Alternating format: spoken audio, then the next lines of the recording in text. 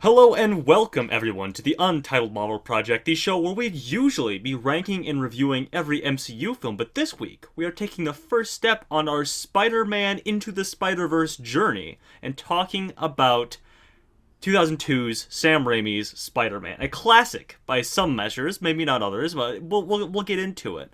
I'm joined by Tucker and Abram, my usual Marvel compatriots here. I'm your host Tanner Dykstra. And before we get into it, I just want to remind you that you should subscribe to Backlog Banter. You should like the video. You should join the Discord channel because we love to engage with our fans. We love engagement, don't we, boys? We Yes. do. I wish I was engaged. We Marital love engagement, particularly. We love community engagement. So if you Oh, have my any bad. takes on these I Spider-Man want to marry movies, every subscriber of Backlog Bitch. okay, all right. If you have any takes on the Spider-Man movies, you should comment down below. But boys, Spider-Man 2002. How long has it been since you last took in this film? What's now, funny, now, Tanner? now, how are we talking? How last time are we talking? Are we talking the fact that I finished this movie 3 minutes ago? Oh, Or are well. we talking the fact that last time before that I watched it was when you and I watched it? I think first movie we watched together during the pandemic. Yeah. Everyone else had been kicked off campus. We were sitting in our room and you're like, I want to watch Spider-Man. That's what you sounded like last year. Your voice has dropped a ton since then. But yeah, that was the last time before that. Yeah. Well, yes, it's the same for me as well, except I watched it for this last night. Sure. I mean, watching this movie, I don't know if I've seen this before. Oh, Interesting. okay. Because the thing about it is this. I grew up in the era of Raimi Spider-Man. I had the toys. We all did. Yeah, we're all the same age. So No, Mhm. but I mean, like, I was really in it. I had the toys. Sure. I think it was either Lego or Mega Bloks had Spider-Man stuff at the time. it was definitely not Spider-Man. Lego. But the thing about it was I've got like vague memories of parts of the movies. Yeah. But I don't know if I just saw them like on TV or because my parents certainly didn't take me to the theaters. This came out when I was 2. And I don't remember if I owned the DVDs or not. Because as I was watching this, I wasn't the point is that I didn't have a layer of nostalgia that was kind of buffering my Sure. viewing of Spider-Man. Mhm. Because Tanner, if I may just pivot towards my first impression, Go for it. I think this movie is weird and bad, Oh. but in a fun way. Okay. I think that the first act of this movie is almost otherworldly in its construction for a lot of reasons that I want to talk about. Okay. But basically, from Uncle Ben's death forward, I think the movie is fun. I think it is fun, and I think it is campy in an engaging way. But there is such a hill you have to climb with all of the fucking like semi-transparent montage sequences and a weird like high school drama and such. The first act of this movie is peculiar. Yeah. No, Abram, let me ask you something. Have you seen a Sam Raimi film before that is not a Spider-Man film? No, because doesn't he make horror movies otherwise? Yes, typically, yes. Yeah, and I'm not a horror gentleman. so I And haven't Oz seen the Day Great of and Dead or whatever. Powerful. For I whatever don't, the fuck reason. I don't even know what that is. Okay. But yeah, it is very much in Sam Raimi's style. But Tucker, I want to know what your thoughts are before we turn over to me. So, unlike Abram, this is a movie I grew up watching all the time. I grew up in the Sam Raimi era, the Spider-Man era, but I watched it all the time. And this was something that was on in the background of friends' houses. Everyone would turn it on for fucking Christmas parties, October, November, December, January, February, every month of the year, everyone was fucking watching this movie. So this movie is ground into my subconscious, but I took a break from it for probably 6 or 7 years until I watched it again with you, because it had been grounded to my mind so much. And I realized after it was probably like 10 or so watches when I was a child that I didn't really like this movie.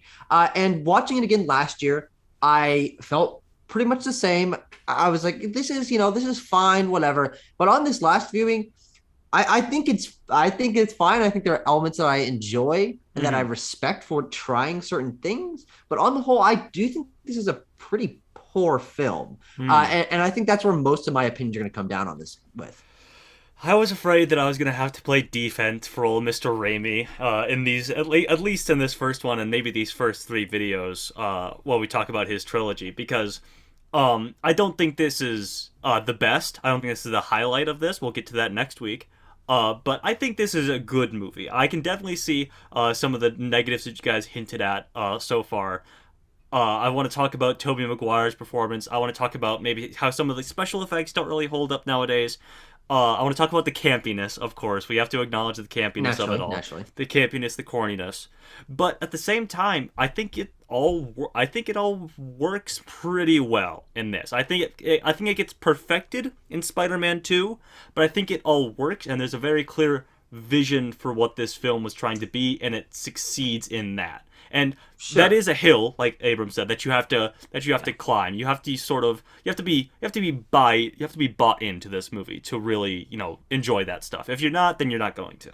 I think as I was watching it, and this is the sort of thing that you have to really push yourself as a modern viewer to understand these older, more original superhero movies, is that we have come very far in terms of what superhero blockbuster cinema is, in terms of how their visual styling and the character beats and all this stuff has progressed. And so this really, in my opinion, the reason I think I'm distanced so much from it is it just feels archaic. It feels like the building blocks for things that came later. And because of that, I have a hard time appreciating a lot of its qualities, because I've grown as well with the genre. And I feel like visiting backwards on this kind of just points out its flaws more than I'm able to sort of ignore those to enjoy the campiness. Sure. I think here's what I'd say. I think I made an erroneous statement in the Discord server while I was watching that I would like to recant. You're always making those erroneous. I make a lot of... Yeah. Tucker was like live Snapchatting his watch along with this movie with me. I put some stuff in Discord. Some of it I stand by. Some of it I was... Like, Jim Norton is in this movie for like 2 seconds. Who? Which is very... Yeah, who? Yes. Jim Norton is a New York comedian. He's the one that goes to camera and goes, I hate Spider-Man or whatever. Oh, okay. The weird like insert shot of like this short balding man. Yeah. No, sure, yeah. That's Jim Norton. In the middle of the sequence of like people talking about their thoughts on Spider-Man, it was like bam, bam, bam, bam, and he's just like one of those. Yeah, he is incredibly famous. And it's very weird that he did a cameo here. But what I was trying to get at is I said that this movie made me appreciate the MCU more, and I'm not sure I stand by that. Okay, because having finished the movie, Tucker, I disagree with you in part. I certainly prefer the MCU to this, and I am excited to talk about Homecoming. I'm excited to talk about Far From Home. But what I can appreciate about this movie is it's very pure. This is there's no cinematic universe. There's no Kevin Feige and his fucking baseball cap making sure that there's some kind of reference that's gonna spark a bunch of fucking fan excitement. There's there is some references though. I have a couple. But it's not for the point of building a cinematic universe. Sure. It's for the purpose of speaking to fan. I'm saying that there's no big crossover happening here. This is a Spider-Man story. Right. Yeah, of course. Naturally, yes. But Sam Raimi is here to just tell a Spider-Man story. Yes. And in doing so, he has a lot of freedom that we do not usually see anymore. Of course. And I think that freedom manifests itself in good and bad ways. And kind of like Charles Dickens' A Tale of Two Cities, I think that this is really a tale of two Sam Raimi's 2002 Spider-Mans. Jesus because Christ. The first act of this movie feels a lot weirder than the rest, as I said. And I think it kind of tracks alongside like Peter trying to grow up or whatever and leaving high school to go to college and becoming the Spider-Man, right? But it's at least fun to watch such an unencumbered movie. Of Sam Raimi just got to make this sequence with Flash Gordon where he just gets fucking thrown across the hall and it's all in slow motion. I don't care. Flash Thompson, how dare you? They're all the same. The point is, I think this movie is interesting from that lens. I don't think it feels like a building block for the MCU. I think it feels like its own identity, and I think that's why it's interesting to return to. I think, if I may, because if you look at like the early superhero movies, you got like 2000 X-Men, you get like Blade and stuff like that, where it's like Daredevil, black, Elektra. Black shiny leather suits, and like they're not doing bright colored superhero antics. And Sam Raimi decided to swing all the way to the other direction, and I think the MCU sort of lands somewhere in the middle where it's like we're more grounded. We're not going to do crazy goofy stuff, we're not going to do crazy campy stuff, but we are going to do like something resembling their suits in the comics and stuff like that. And we're not gonna like make jokes about how like, oh, those comic costumes are stupid or whatever, which they constantly did back in the day. But I think I'd like to delve into the film itself. We talked about things tangential to it. Let's start out with Peter Parker himself, Tobey Maguire, the Spider-Man. Now, I don't know, think he's the Spider-Man. I think he's the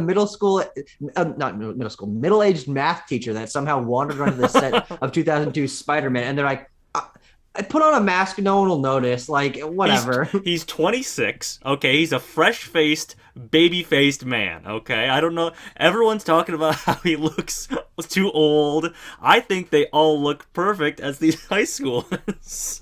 I don't think it is Ben Platt and Dear Evan Hansen. No, of course not. No. And ultimately, it's not Tobey Maguire's appearance that bothers me as much as it's his performance. Sure, Yeah, fair. I Let's will talk about 100% that. agree. I Because think- you can watch Tom Holland's Spider-Man, who's approximately the same age. He's like a couple 22, years 23, yeah. now, or when he was Tom Holland looks way more high school age than Tobey Maguire does. I think exactly, yeah. he's several years younger. But yes, I think but Tobey Maguire comes off as a creep in this movie. Yeah, he does. He just does, and I think it's really weird and uncomfortable. I do not like I do not like his performance in the movie. I think those like tones of how he's portraying his character towards MJ and towards just like other people, and he's always like, yeah, he's like in the background, fucking no one understands me. All that shit is like a sort of above level take on the character, but when you get down to the nitty gritty of his like facial and voice performance in this film, I think it's legitimately terrible. He has some of the worst, most flat line delivery. Like if you just sit there and listen to some of the shit that he says in some of these scenes, he's like, no. And he just has this blank fucking look on his face, and he doesn't do the correct facial expressions in these emotional sequences. And I'm sitting there like thinking to myself, is this intended to be funny? No, I mean, we know he's taking this seriously. Like we know Tobey Maguire's putting his fucking all into this, but throughout the entire thing, it disconnected me from this movie hard. I was laughing at sequences that I should not have been laughing at because he's just putting in zero, like it seems like zero effort. His performance is legitimately awful. He's a Sigma male. I think it's not good. I think there are elements of it that could be better. And like I said in my opening statement, I think it gets better in Spider-Man 2. That's certainly possible. Yeah. But yeah, I think there are some elements that are flat, and maybe Tobey Maguire didn't exactly understand the tone of The this assignment. He didn't really understand the assignment, maybe. But there are some parts of it I liked, because I think he does in parts pull off like the dorky loser Peter Parker that everyone picks on. You're like, I can see why people pick on this guy. He's just an annoying loser. Yeah, that's the thing that's interesting though. That's a take on the character, but I don't necessarily think it's the right take on the character for Spider-Man, because Spider-Man is supposed to be the relatable one, whether that's because he's a funny guy or because he's poor, like he's struggling in terms of money or whatever. Those are the elements of the comic character, of the character that we know and love, that relate you instantly to Peter Parker as a person. And when he's in the back being a creep, just doing these weird things, it makes him unrelatable, which I think really distances me from this version of Peter Parker as a character. For me, I don't know if I find him unrelatable. I mean, we were all awkward in high school. I think the thing about it is that we were all awkward 26-year-olds. In high school. The movie writes him into situations that aren't flattering. I think that's the thing. The disjunction for me really is at the beginning of the movie is goofy. And then the movie becomes campy, I think. Tanner, you said those two words, and there's a distinction there. Okay. The beginning of this movie, with how it's shot, how it's edited, with the situations Peter Parker is put in. Let's make an extremely campy movie. Well, I think that's really... That's good, Tucker. I like that. I think that's really goofy in a way that Tobey Maguire's kind of creepy performance works for. Sure. But I think that after he's forced to grow up with the death of Uncle Ben, and the movie becomes a little bit more serious, but still very campy, that's where his performance doesn't stand up as well, in my opinion. That's fair. Sure. I don't know. He's still in sequences that I like though. You like the when he's learning to be Spider-Man and he's calling up the score hit. I want to talk about the score itself because Danny Elfman just fucking put his whole into this, as the kids are saying nowadays. I've never heard anybody say that's a that. new one for me. It could be what the kids are saying these days. As you know, I'm a 26-year-old male in high school, so I don't really know what's going on with the kids. But discounting Tobey Maguire, I've said my fucking piece about him. You're right. The score is awesome here. It's amazing. It is clearly very influential because you can hear this kind of score in like every sort of kids mid 2000s era films. Like they all have the same kind of sound. But for what it is, and obviously sort of starting that trend, it's awesome. I really love the score. It's here. crazy. But what I was going to talk about was that's crazy, Tucker. Yeah, I was channeling my inner Tobey Maguire. What I was going to talk about was when he's discovering his abilities. When he's crawling up the wall and there's like the horn hits as he's placing his hands, and then he's like trying to do the web thing. He's like, remember when go 40 go. needles come out of his, like visible needles come out of each of his fingers? I think that's cool. I think that's a Sam Raimi thing. I think that's sort of like a horror tangential Sam Raimi thing. Like the cut into his fingers. Stuff going on. It's so fucking weird. When he's trying to do the go web go Shazam. Yeah, he's like yeah. Some of that stuff, but I like that stuff, and I think Tobey Maguire's performance works there. I think he's all right in some of the more emotional stuff. I didn't hate him. I should say. I think what I was trying to say mostly is that, which I didn't say, but I should have said, is that he actually is fine in the moments where he really has to bring out like a large amount of emotion. I like him in that final sequence where he's facing off against Norman and crying after Uncle Ben dies and stuff like that. He does have a handful of emotional moments where he does put more into the performance, but that's not the majority of the film. The majority of the film, he's just standing there like reacting with no facial expression to like everything around him. And I think it's just time-wise, the amount of time that is spent with him giving a flat, expressionless performance and delivering the flattest lines possible, it makes it really weird and juxtaposed when he actually does put a good performance in a handful of sequences. Yeah. I think a good example, Tucker, of what you're saying is like the Upside Down Kiss, which is a nostalgia fueled image of film, especially superhero film, especially Spider-Man films. And MJ takes down his mask and he's like, no, wait. And then they just kiss. And they just kiss. But I think it is supposed to be because Peter's sort of struggling with his sort of desire to be with MJ throughout the whole film. So that's maybe what that line was supposed to be. He's like, I shouldn't, but I really want to, that sort of thing. But it's in there, but it's not full. There's no full frontal in this film. There is no full frontal in this film. That is a great point. I don't think that the MJ and Peter relationship works in this movie. Okay. As I wanted to get to, Sure. I think that perhaps one of the most egregiously overwritten sequences of film I've seen in my entire life is when he's telling MJ what he told Spider-Man about MJ as Aunt May is pretending to be comatose in the bed next to them. That's a speaking of Dear Evan Hansen, that is like a dynamic that happens in the song If I Could Tell Her in Dear Evan Hansen, where he's like, oh yeah, your brother said this stuff about you. Exactly. Making up a thing about the girl that you like, but like making it really obvious. Like you're not hiding it at all. You're just coming up with a fucking Shakespearean soliloquy to deliver. Oh no, but I said this to another guy, so it's not really me. Like, what the fuck? But then also, I think on the reverse side of that, the ending sequence in the graveyard where he's mourning Uncle Ben and MJ comes up and says, man, Peter, I'm so sorry, but also I want to fuck you real bad. And then Peter's like, no. And then he backs away. He's like, what the fuck happened here? Who wrote this? Who thought this was a good idea? See, now that sequence is the culmination of Peter's character arc. That's what I read through that as. Is he recognizes now that he has a responsibility to save MJ and like the rest of his family, the rest of the people that he cares about, from the dangers of being Spider-Man. I think being tangential to Spider-Man. Well, yes, I guess he needs to push those people away to save them from people like Norman Osborn or Otto Octavius in the next film. And I think that line that does come across because he has a line in there where I forget the line now, but it is hinted at that he's it is. Yes, it's the culmination of with great power comes great responsibility. He does that in like an internal monologue. Yes, yes. My problem is that I just don't think that arc makes a whole hell of a lot of sense if MJ's gonna be found out either way. That's the sort of problem I have with that.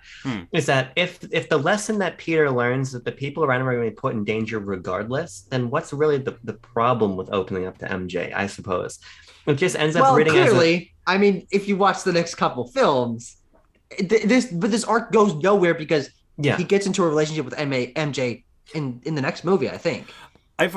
I need to rewatch it to get Well, like the guess what? guess what? But to get like the nuances of like the plot and how that happens and how maybe he comes to reconcile the fact of dating MJ. Sure. It's Let's talk possible. about. Let's talk about. I want to talk about the Osbournes. Sure. Sure. And then I would think we should talk about the plot because I think the plot is far more important to talk about in the context of this film than the Fair enough. characters. Okay. But Go for it, Abram.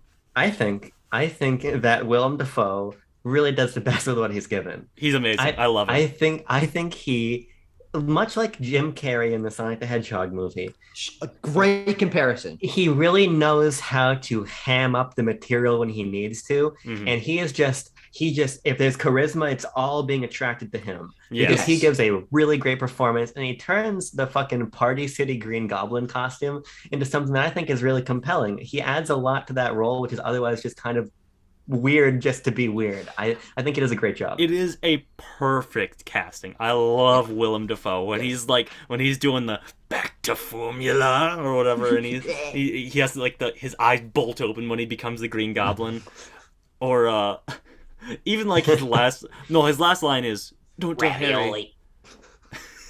Don't tell Harry. Or when he does the gliders coming out with the blades down, he's like, oh. Yeah, so here's the thing. I think that his performance is where I wish this film had gone in terms of its casting, because I think he does such a good job with the just fucking weirdness of what the Green Goblin character is in this movie. Mhm. Doctor, businessman, poor father, Something of a insane scientist. with a mirror and oh god. Well, we'll get to the memes in a second. Hold on. Sure. But I do think that because Willem Dafoe is such a great actor and Yeah. he's leaning heavily into the material that he's given and just making it like compelling and like with an emotional range and competent delivery and all that, it really does elevate the material of that character. I watch this film for his performance and the way that he brings out things from everyone else, even though he kind of just outshines them when he's in the room with them, and for the performance of J. Jonah Jameson, because I think the two of them are yeah. the shining fucking lights of this movie, because I do think they lean more heavily into that campy material than everyone else does. Kirsten Dunst is pretty flat. Tobey Maguire is pretty flat. James Franco is underutilized. He's fine, but he's still pretty flat. See- But when you get those two of them, they're just like, oh, shining fucking lights in the middle of this movie. I'm like, yes, thank you. They're really leaning into those lines, and I love it. Yeah. See, I think that James Franco is pretty bad in this. I think he also suffers from a lot of flat line deliveries and stuff like that. There's just no emotion in those eyes. There's no emotion in any of their three eyes. To be fair, I Kirsten think- Dunst has always had dead eyes. Tobey Maguire's given nothing in this movie, and Harry Osborn shows up like 4 times, and he's like, To be fair, I think James Franco was stoned for most of this movie, so so it's fair if he's just kind of going through the motions. He gives me big Hayden Christensen energy in this movie. Yeah. And that's kind of really just a neutral to slightly negative thing to give off. yeah. And so ultimately, like, I'm like, oh, that's Harry Osborn. I know that he's going to become important as we get deeper in. So, right, he's Yeah. here to set up that long arc. But I agree, he feels pretty nothing. MJ, I think MJ is the most distractingly not high school age out of all of them. Sure. But I also think she basically adds nothing to the movie other than being there because she's MJ and needs to be there for the plot. Yeah. I think Aunt May and Uncle Ben are pretty good if we're they're just fine, running yeah. through Yeah. the side performances. But let's talk about, because here's the thing. This movie has Randy Savage in it. This movie has so much weird horse shit on a plot level. And I think this is why the movie is remembered in all of the different ways it's remembered for. So we should talk about interesting. that. Well, I would be interested to hear your breakdown of that and why that's the element that people remember, because I really do think it's the performances. Even if I disagree, I think people see Tobey Maguire and Willem Dafoe and fucking J.K. Simmons and like, those are the Spider-Man characters. But the plot is so fucking twisty and turny and time jumpy that I don't really know if that's what I would come down on it. I for. think I think what Abram's saying is maybe like certain elements of the plot, like the wrestling scene and stuff like that, as part of his origin. The thing about it is that these actors are interchangeable. At a certain point, yeah, you've got your favorite Spider-Man or whatever, but they're gonna march on, right? You could tell Homecoming, except for J.K. Simmons. right? Oh, yeah. You could tell Homecoming and just put Tobey Maguire in there, right? And his performance would be what it is. And that would be a very poor decision from a creative perspective. But the point is, I think for me, why the Raimi movies are still fun is because they have set pieces that run the gamut of being really good in a good way or really good in a bad way. Sure. And so you've got the whole bone saw sequence, which basically makes no sense. And I don't understand why that's in the movie. But then you have genuinely really good set pieces like the whole Thanksgiving sequence and the fight in the burning building before that, which has the campy thing of Green Goblin pretending to be an old grandma screaming in a burning building. It's great. Like that's why I think this movie is campy and fun, and the Maguire role and Defoe and everyone there, they build upon it.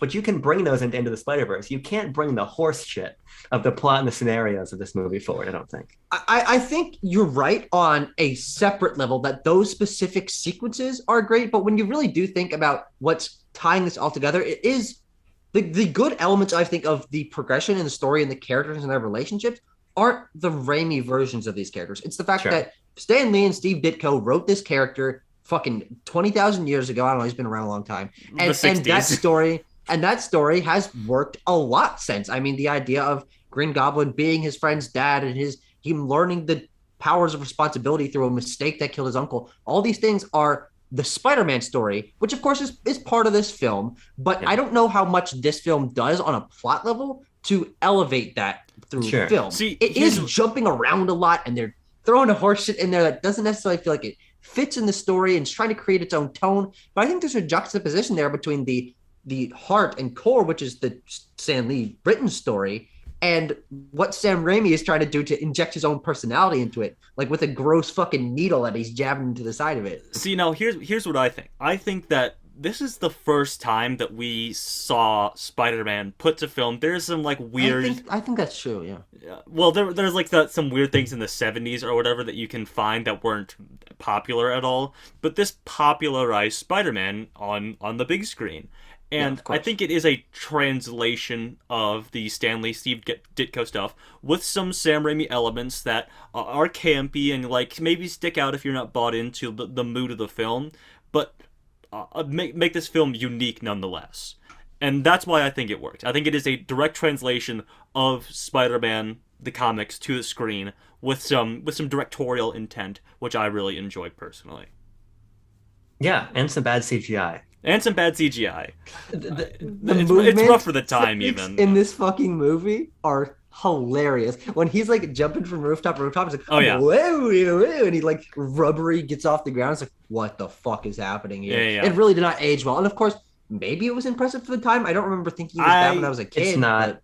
Yeah, I was going to say, impressive for the time. I've heard that it's even kind of bad for the time.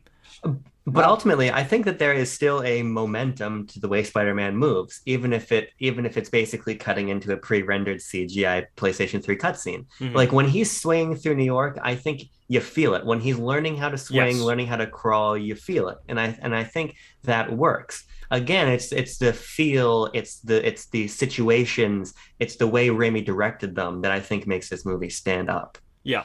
I think my problem is the inconsistency, though. When he's swinging through New York and like doing really long swings and stuff, yeah, there's certainly momentum to that, and the camera is moving behind him and following him. Other than that, when you intercut those sequences with the things like him jumping from building to building or like bouncing off of things in the environment, there really isn't like a gravity to those because the CGI is like floating through the environment and like it's just like a PNG of his body pasted into a falling like camera. It's like, I really feel like when we talk about the physicality and the weight of something like the Iron Man suit or like the Hulk punching something, this only has that like 40% of the time, I feel. Sure. It needs to be said that, this came years and years before all that. And I think it evolves. Like the two examples we gave is like the first time that he's using his powers versus like the final swing of the film. So maybe it evolves from beginning to end. And I really do like, because remind me if I'm wrong, but like I don't think we've ever gotten like a Tom Holland just like swinging through New York scene. No. The closest is probably the end of Far From Home when him and MJ are swinging around. For like 15 seconds. And I think it's really lacking because, that's a staple of the Spider-Man. I say it's a staple, but like it's happened in this and presumably in The Amazing Spider-Man. I haven't seen those movies, but Yeah, I think it just adds a finality to a Spider-Man story that like lets you know that sort of like gives you a wrap up and like lets you think on how Spider-Man has changed in this because I think it ultimately this is a pretty good origin story if I can sort of like start to give my final thoughts on it. I think it's a good origin story. It tells the Spider-Man origin the first time we've ever seen it put to screen, and I think there's some Sam Raimi elements that I enjoy. I can get behind them and defend them, but I can also recognize that they're a little campy and corny, and people might not be on board. But I think I agree in large part, and I like perhaps and perhaps even more than the Vulture storyline, I like the ways that the identities of Peter Parker and Spider-Man become intertwined. And I mentioned it before, but I think that the Thanksgiving sequence is just so great. And the reason I said that it feels like there's two different Spider-Mans here is when it takes itself more seriously in the sense of plot and of character and just lets the campiness be the costumes and the outrageous performances and the set pieces and everything, then I think the movie is really firing because then it's not goofy and weird. And then I can enjoy that progression. I can enjoy the way that the characters are interacting. And I can enjoy Spider-Man being in New York, as you're saying, Tanner, with the swinging through stuff. I think that New York is so great here. It's very much early 2000. I think Tanner, I'm stealing your idea here, but early 2000s post 9/11 New York, of all the New Yorkers coming together behind Spider-Man. I think that's great. I think the city feels alive. I think the people in it are fun. I think this is a movie with a lot of heart. yeah, And I think a lot of heart and a lot of camp can help undercut a lot of noticeably poor performances or weird CGI or goofy shit that happens in the beginning of the movie as Flash Thompson is literally thrown across the entire width of a hallway and nobody really bats an eyebrow. Right. You know, you can kind of excuse some of these things when the feel of the movie, I think, is what it is. You mess with one of us, you mess with all of us. Yeah. Tucker.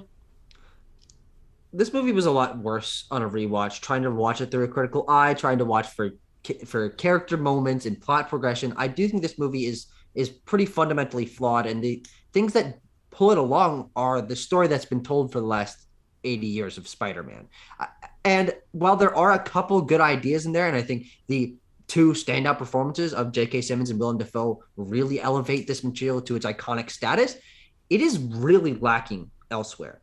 The character moments are really awkward. I think that on the whole, the performances are pretty bad from the main two characters being MJ and Peter. And I personally can't really excuse that. I mean, I've seen this movie enough times in my life, and watching it now with the critical lens, I really think that most people look back on this fondly because it was the start of things, not because the film was actually great on its own. And I'm going to be interested to see how Spider-Man 2 and 3 hold up to this fresher perspective and, of course, our discussion. Because when I was a kid, 3 was my favorite, and I liked 2 okay, and then I didn't really like 1. So we'll see how that changes over time. Looking at 3 with the critical lens is probably going to, diminish that. But I don't like this movie. I think it's fine, and I can respect its campiness, but it has so many flaws that I really just can't overlook, and I think should be discussed more. When the main character of your film isn't relatable and isn't giving good performance, that's a huge problem, and I don't hear enough people talking about that. Well, I think, the relatability factor is definitely a personal thing, obviously. I just think it's dope because that's Spider-Man. He's the relatable character. He's the everyman. Anyone can wear the mask kind of thing. I just think he is relatable. I mean, we're running out of time, but I think his role as this weird high school kid is relatable on some level. I do think that is captured, in my opinion. Yeah. I think saying that he's not relatable in any way, shape, or form is a bit dismissive of like other people's interpretations, or even like maybe some nuances to what Tobey Maguire was trying to bring to the role of like a dorkiness, a kid with a chip on his shoulder because everyone hates him and his parents are dead and things of that nature. But yeah, like I said, I can see the issues with Tobey Maguire's performance, but I think it worked for the film ultimately in the corniness and the campiness, and I think it gets better from memory.